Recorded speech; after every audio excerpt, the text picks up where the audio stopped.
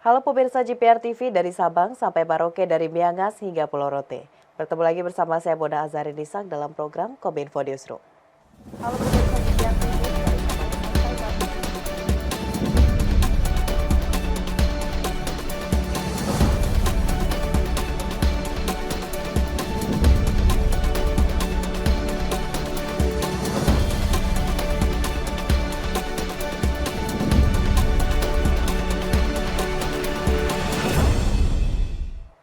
Pemirsa, kita ke informasi pertama. Program Kartu Prakerja mendapatkan apresiasi khusus dari utusan khusus Sekjen PBB untuk Inklusi Keuangan, Ratu Maksima Zeregwita Ceruti.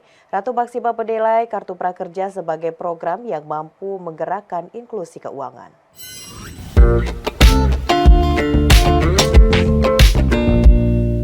Utusan khusus Sekretaris Jenderal Perserikatan Bangsa-Bangsa untuk Inklusi Keuangan Ratu Belanda Maksima Zeregwita Ceruti mengapresiasi program Kartu Prakerja di Forum B20. Menurutnya, Kartu Prakerja menjadi sarana mendorong inklusi keuangan di Indonesia.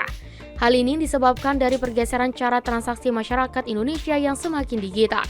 Maksima terkesan dengan para pelaku UMKM dan masyarakat umum yang menerapkan transaksi digital dari gawai pribadi, yakni untuk pembayaran di e-marketplace, portal kerja, lembaga pelatihan daring, dan teknologi finansial lainnya.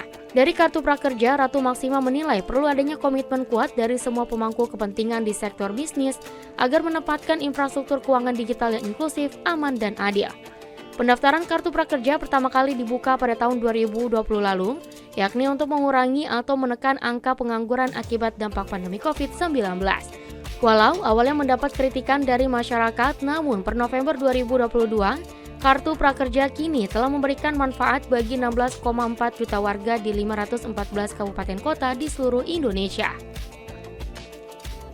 Public-private collaborations are key for innovation and scale.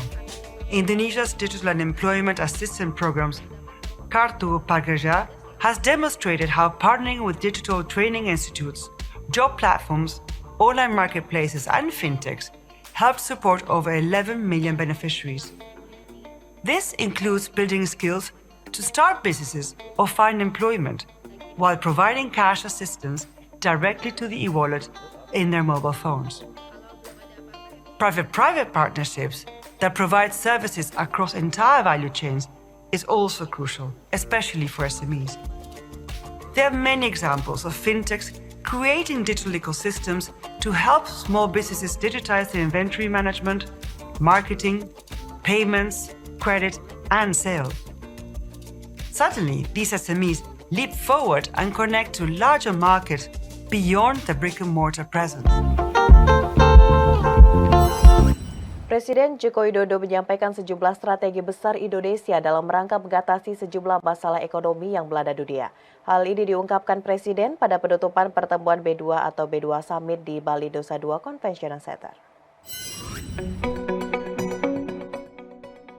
Presiden Republik Indonesia Joko Widodo menyampaikan pidato kunci pada penutupan pertemuan B20 atau B20 Summit pada 14 November 2022 yang digelar di Bali Nusa Dua Convention Center. Dalam pidatonya, Presiden Jokowi menegaskan 3 strategi besar yang dilakukan Indonesia dalam menghadapi tantangan ekonomi global yang terjadi saat ini, mulai dari pandemi, perang, hingga krisis pangan, energi, dan ekonomi. Strategi pertama, hilirisasi industri.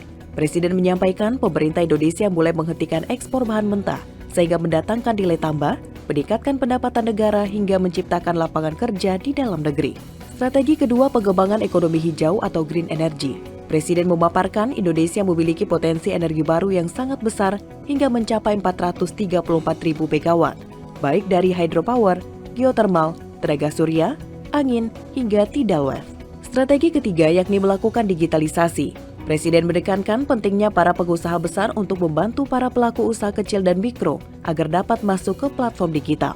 Selain itu, Presiden menyampaikan bahwa pada kuartal 2 pertumbuhan ekonomi Indonesia mencapai 5,44% dan di kuartal 3 tumbuh lebih kuat di 5,72%. Saya menyampaikan bahwa And at the time, I said kesulitan, that for every problem, tantangan, for every pasti challenge, ada peluang. there is always a silver Jangan line, pesimis. an opportunity. So don't be pessimistic. I said that. Managing Director dari So managing director from IMF said, menyampaikan so the name is Kristalina, she bahwa said that Indonesia Indonesia menjadi salah satu is titik one of terang di tengah the bright kesulaman lights ekonomi dunia. in the darkness of the world.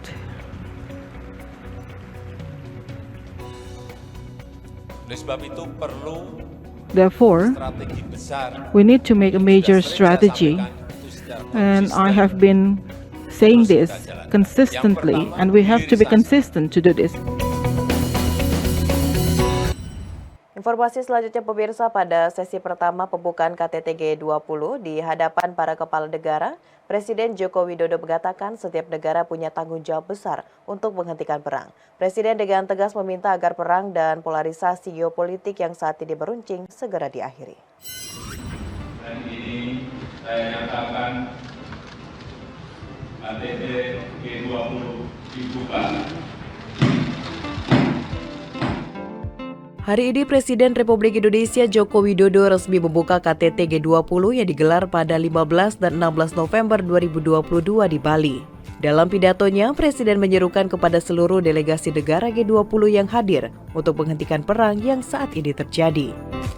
Kolaborasi menjadi kunci untuk bisa mengatasi segala tantangan yang terjadi dengan tujuan menyelamatkan dunia, karena menjaga perdamaian dunia adalah tanggung jawab seluruh masyarakat dunia. Presiden Joko Widodo berpesan agar negara G20 bertanggung jawab terutama agar tidak terjerumus lagi ke perang dingin. Selain itu, Presiden juga menyampaikan bahwa Indonesia menyadari betapa pentingnya presidensi G20 untuk menjembatani perbedaan. Menghormati hukum internasional dan prinsip piagam PBB serta menciptakan situasi win-win, bukan zero sum, adalah beberapa cara yang dapat dilakukan untuk segera menghentikan perang yang terjadi. Being responsible means respecting international laws and principle of the UN Charter consistently. Being responsible means creating win-win, not zero-sum situations. Being responsible here also means that we must end the war. If the war does not end, it will be difficult for the world to move forward. If the war does not end, it will be difficult for us to take responsibility for the future of current generation and future generations. We should not divide the world into parts. We must not allow the world fall into another Cold War.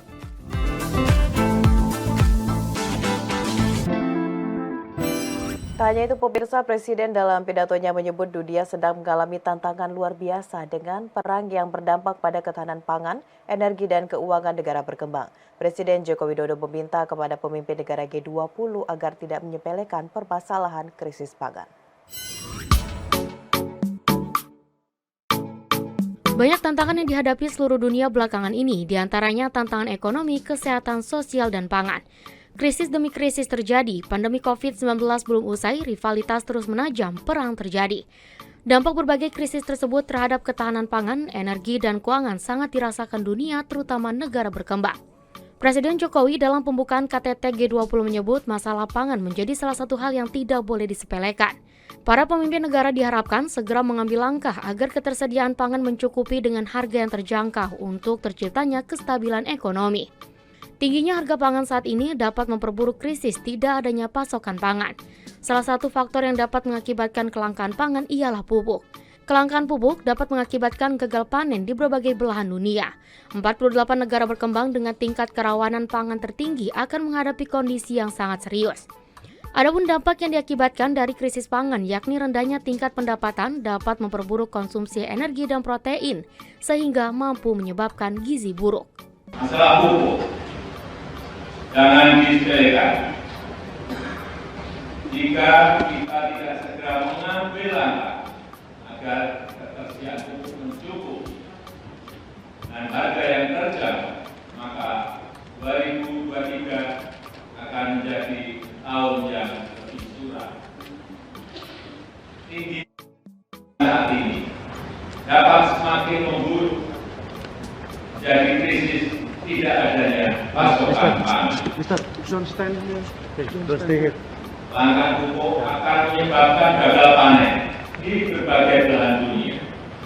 48 negara berkembang dengan tingkat kerawanan pangan tertinggi akan menghadapi kondisi yang sangat serius.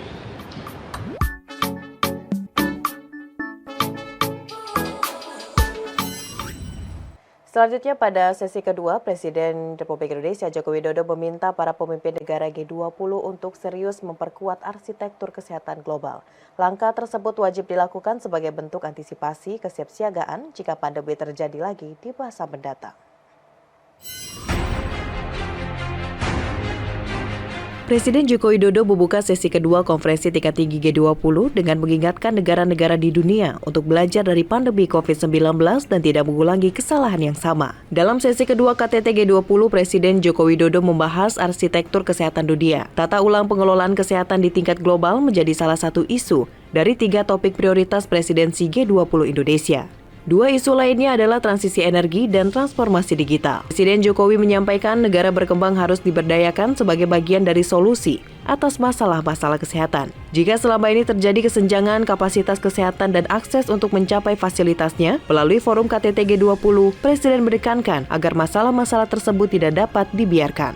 Presiden Jokowi melanjutkan tentang penguatan kerjasama riset dan transfer teknologi perlu diperkuat agar akses kesehatan merata ke seluruh negara. Presiden Jokowi juga meminta bahan baku produksi obat maupun alat kesehatan di negara berkembang terus diperluas.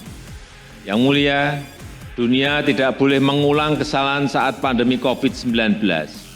Ini adalah pelajaran berharga untuk menyiapkan dunia dari darurat kesehatan global. Never again harus menjadi mantra kita bersama. Saya menantikan pandangan dan kontribusi yang mulia bagi penguatan arsitektur kesehatan dunia. Di kesempatan yang sama, Presiden Joko Widodo bersama para pemimpin negara G20 menyatakan telah mempersiapkan dana untuk menghadapi pandemi melalui Pandemic Fund. Dana pandemi tersebut akan membantu kemampuan keuangan negara miskin dalam menghadapi krisis kesehatan seperti pandemi COVID-19. Indonesia telah berupaya semaksimal mungkin untuk menjembatani permasalahan dalam menghadapi krisis global, baik pandemi yang belum berakhir, revitalitas yang terus menanjak, serta krisis ekonomi yang terus melanda dunia. Melalui pertemuan konferensi tingkat tinggi G20, Presiden Joko Widodo berharap dapat menjadi katalis pemulihan ekonomi yang inklusif, di mana pada situasi yang sangat sulit ini G20 terus bekerja agar menghasilkan pencapaian yang konkret dalam menghadapi permasalahan global. Presiden Joko Widodo bersama para pemimpin negara G20 juga telah mempersiapkan dana untuk menghadapi pandemi mendatang melalui Pandemic Fund serta membantu ruang fiskal negara berpendapatan rendah melalui Resilience and Sustainability Trust. Tak hanya itu, ia mengungkapkan melalui Bali Compact Indonesia telah mendorong percepatan pembangunan transisi energi dengan mendukung pemulihan ekonomi dunia yang lebih hijau. Indonesia berharap G20 dapat terus menjadi katalis pemulihan ekonomi yang inklusif. Di tengah situasi yang sangat sulit, G20 terus bekerja agar menghasilkan capaian konkret, mempersiapkan dana untuk menghadapi pandemi mendatang melalui Pandemic Fund, membantu ruang fiskal negara berpendapatan rendah melalui Resilience and Sustainability Trust, mendorong percepatan pencapaian SDGs, menghasilkan ratusan kerjasama konkret, serta mendukung pemulihan ekonomi dunia yang lebih maju dan berkelanjutan melalui Bali Compact mengenai transisi energi. Pemirsa, setelah jeda pariwara, kami akan kembali dengan berbagai informasi lainnya. Tetaplah bersama Kominfo Newsroom.